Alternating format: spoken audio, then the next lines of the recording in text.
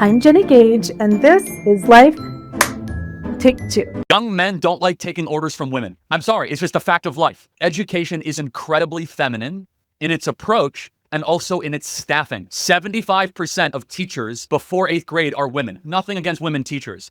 Women need to be pastored, and they need to be pastored by men. Currently, the group that you're not allowed to criticize or act as though they have struggles and temptations that are unique to their station, that group is women.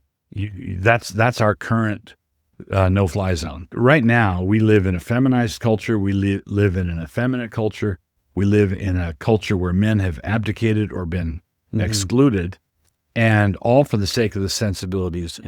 This goes to show why liberal women are so unhappy, why so many liberal women are on antidepressants, why so many liberal women are just neurotic and just so unattractive to young men.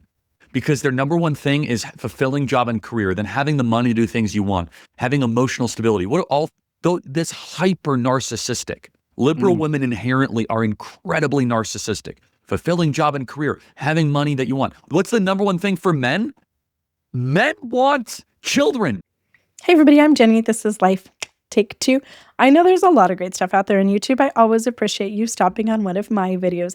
I have been in bed with the world famous flu for the past 4 days, and I am feeling a little bit better today. My fever is down. I got up and took a shower and put on makeup just for you so I can shoot this video, but my voice is still a little bit questionable.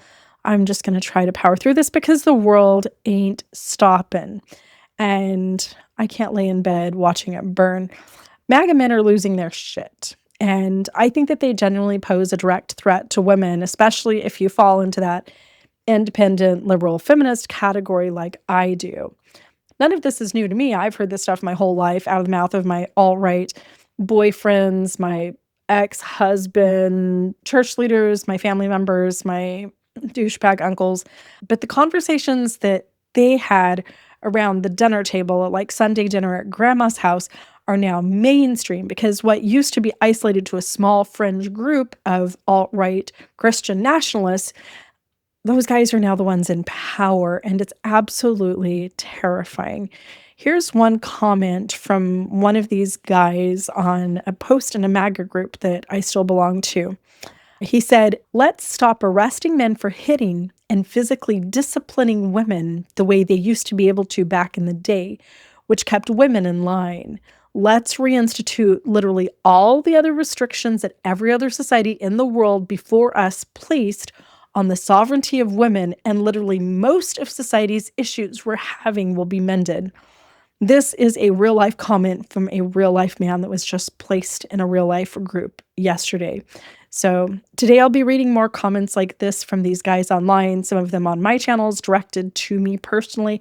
And I do need to start with a sensitive content warning here, because this is going to be brutal and hard to hear, and I think that you have to hear it. But just take care of your emotional health, and if you're suffering really badly from, what are we calling it, presidential affective disorder, then be gentle with yourself. Since the shooting of Renee Good by ICE agent John Moss, we have seen what men think about women, and a lot of this backlash is on videos where they're talking about that situation. The fact is they're afraid, and I've talked about this in a couple of videos this week, and I have to say that they should be afraid, and they should all be deeply afraid of me personally and women like me, all my sisters in the ex-Mormon world, the ex-evangelicals, the ex-wives of these guys.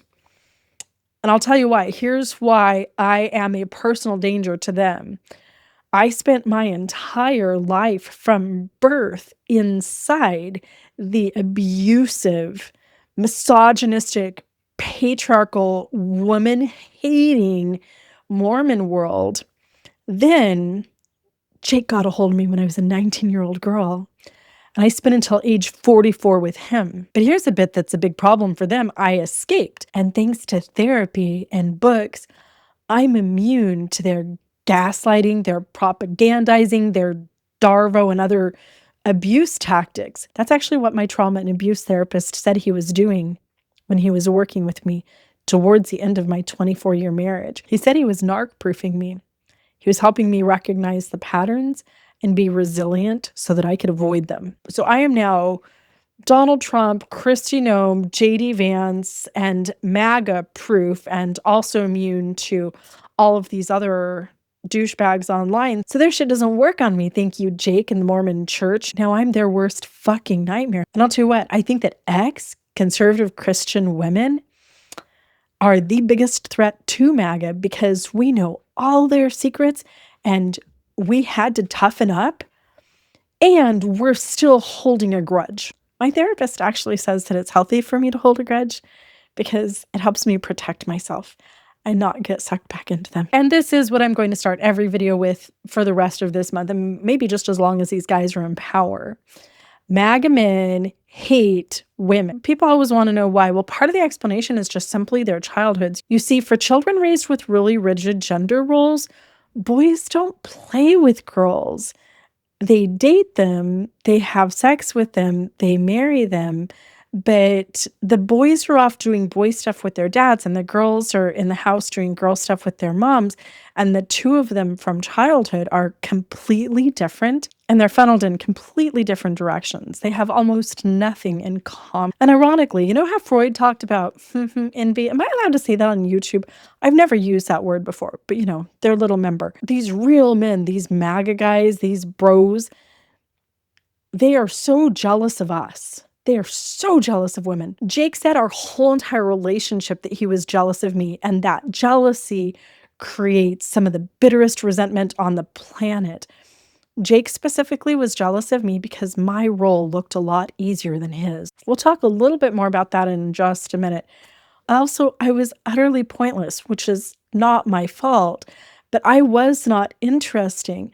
At the end of the day, when he'd come home from work, I had absolutely nothing to talk about because I was a Tradwife. All I had to talk about when we sat down to dinner together at the end of the day was what the kids did, what I was thinking during the day, the cookies that I baked, what was on Oprah, maybe some of the gossip from the other soccer moms at the park. I was so uninteresting, and Jake hated me. Not to mention I was emotionally stunted. Arrested development is a hallmark of women in the alt-right. But people comment on how young I seem, not just on social media, but in real life. And I'm turning 52 this year. And it's not just about my smooth skin and my baby face. It's my vibe.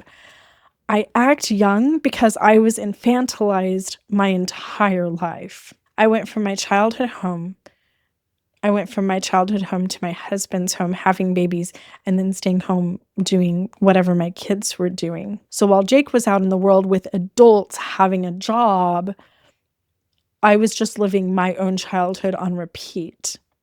Going to the park with my kids, going to Chuck E. Cheese with kids. And my maturity level was usually equal to the maturity level of my oldest child at the time. I spent my days watching like Teletubbies and Dora the Explorer, and then as my kids got a little bit older, then it was SpongeBob, and then they got a little bit older and it was Sherlock. My other social group was other stay-at-home Mormon Tradwifes. So they weren't any more mature than I was. I'm the least mature person in any group to this day still. My last child is 16. I still work from home. I'm much more comfortable hanging out with him and his 16-year-old friends than I am hanging out with adults. I've said before, it's like Peter Pan syndrome in reverse. Men think that women are at their prime and that they're the hottest when they're young adolescents. And so they want us to just be at home and be frozen in that state. But that's not very interesting. And it makes them bored with us. It's why so many of these men cheat with someone from work, why so many of them are closeted gays. The work girls have stuff to talk about. They get them. That career woman is actually much more exciting than the infantilized little Tradwifey sitting at home, and the gay guys are very interesting. Here's the deal. Humans aren't supposed to live like this at all. Late stage, industrialized, colonized capitalism has created a hellhole of a living situation that is completely against our nature. It's like elephants in the zoo. That's who we are. We are all elephants in this late-stage capitalistic mashup of a world. Industrialization in particular took men out of the home and left women behind because they still needed somebody there with the babies and stuff. What that did is it separated us from one another so that we're no longer working together, which that is the traditional family model. Traditional family model is husband, wife, some extended family, the kids all working together communally. And now we don't have these equal communal lives. And part of the reason that's a huge problem for America is that America was founded with industrialization and capitalization and Christianity, which enforced the gender roles even further. So we don't even have any type of ancient roots to fall back on to ground us in truly traditional, familial, and relational patterns. So we're just screwed. We've lost those equal communal lives. And then add to that the rigidly defined gender roles of Christianity, the MAGA and MAGA adjacent women having to look a certain way and spend so much time presenting as women, which is just dressing in drag. Watch my video on MAGA face for that. And we have absolutely nothing in common. These men don't connect with us. They expect us to stay in our lane. And they resent us because they're jealous that we stay home all day. About 3 years ago, when I was talking often about the Tradwife trap and how devastating that is for women's lives, I thought it would be really funny to do a video series asking men if they would be stay-at-home moms. And the funny part was that the series was a complete flop because they all said yes, including my own partner, Kevin. He was like, yes, hell yes. They said things like, you mean I get to stay home all day and virtually retire? They did not care about any of the financial risks. When I was like, well, what if your marriage ends and you end up with nothing?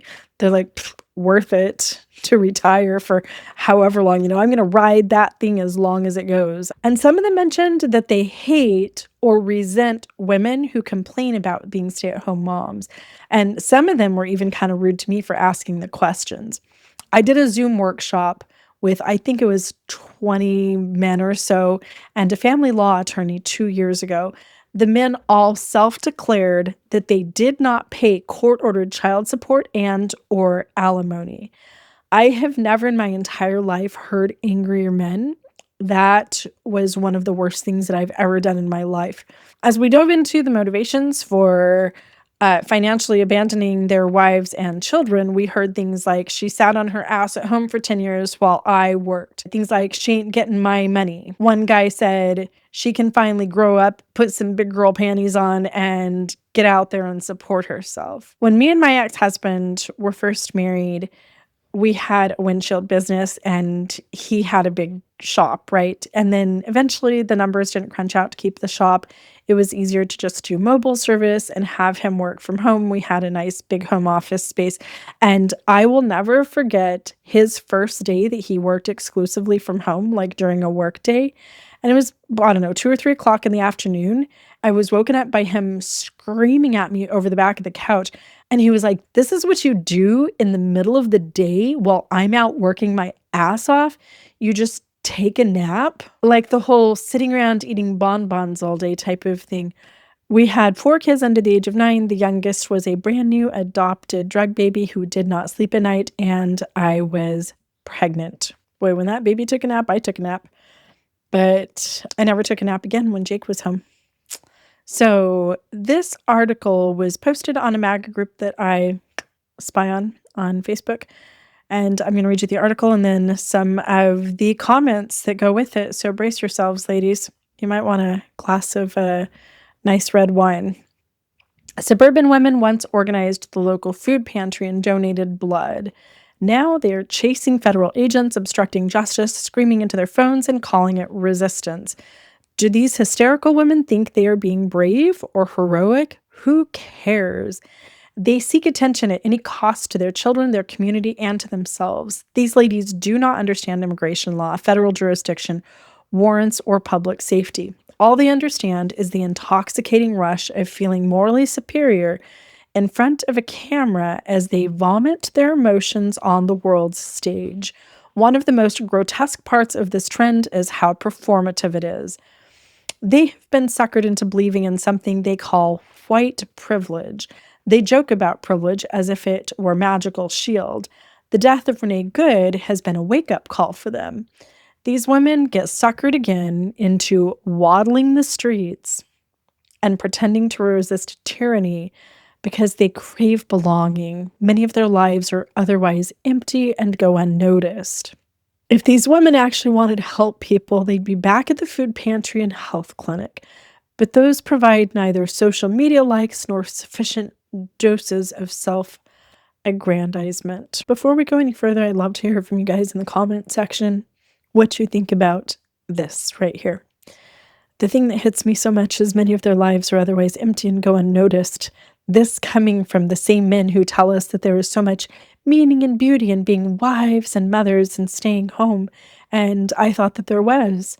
I raised 5 kids. I spent 24 years not pursuing any of my own passions or dreams, but just doing that for my husband, for my church, for my God, for the babies, for America, for the world. The biggest thing is this: more young women need to get married at a younger age and start having kids. The single woman issue is one of the biggest issues faced in a civilization. Yeah. We have more single women in the early 30s that are the most depressed, suicidal, anxious, lonely in America's history, because there's a biological clock that's going off, and they realize that they're not going to be able to have kids and that they're not as desirable in the dating market or in the dating pool. And so they start to lash out on the rest of society, reject the siren song of modernity and have lots of kids. It's okay to be a stay-at-home mom. In fact, we need a lot of stay-at-home moms.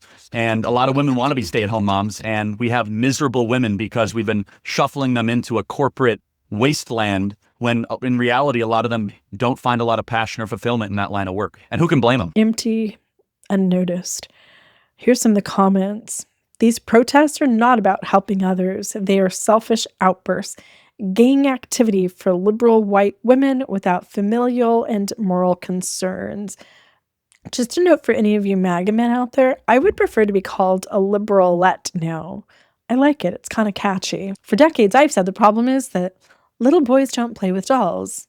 Yes, if they did, then Barbie would start hearing the word no from Ken once in a while, and little girls might grow up with a better understanding of reality. Behold the barking moonbat. Typical leftist. Barking represents a reflexive, automatic response to news or events, much like a dog barking at a noise it heard, but doesn't understand what it is. Sorry, the dehumanization in this one is just wild. You just look at the profile pictures of these guys and it's like, it explains so much. Anyway, it suggests a Pavlovian reaction where the individual reacts with instinctive moral outrage without engaging in rational thought or logic. Moon refers to the lunacy or the loony nature of the reaction, derived from the Latin luna, moon, traditionally associated with temporary insanity or irrational behavior. Is he attributing that to our lunar cycles, our periods? I can't totally tell. I don't know where he's going with this. And bat connects to the terms batty or batshit crazy. Combined with moon, it evokes the lunatic fringe. Those on the extreme left of any political or social movement who have abandoned objective reality. They keep going. Attention is their oxygen. Validation is their currency. Accountability is their kryptonite. I gave up on that part of the species years ago. I have no desire to be subjected to moody psychopaths conjuring endless conflict. Judging by his profile picture, I don't think that this man has anything to worry about having to be around women. Okay, he's going to talk about this specific picture that was at the top of the article here. If this obstructionist with the open mouth received a blow to the nose and a subsequent couple of power blows to the body, she would disappear from obstruction and anyone watching would not take her place. For some reason, we allow the tactical harassment for fear of being labeled or being charged with a response to the purposeful tactic. Counter these tactics and they will end. Ask her if she's on her period. That's all one commenter there. Here's another one. You have a club in your hand. Use it for heaven's sake. The call to violence throughout all of these comments, and there were hundreds and hundreds, I only selected a few to read, was really sad. Patriarchy had robust guardrails against unhinged neuroticism. Next, I can't believe that there are only the two alternatives of crew-cut Karen and screaming anarcho-terrorist and barefoot Betty Crocker, perennially pregnant and baking cookies in the kitchen. But if we are absolutely forced to choose between the two, I'll go with Betty. Yeah, of course you guys all choose Betty Crocker. She's just a mom with benefits. Here's another call for violence. That face could use some pepper spray.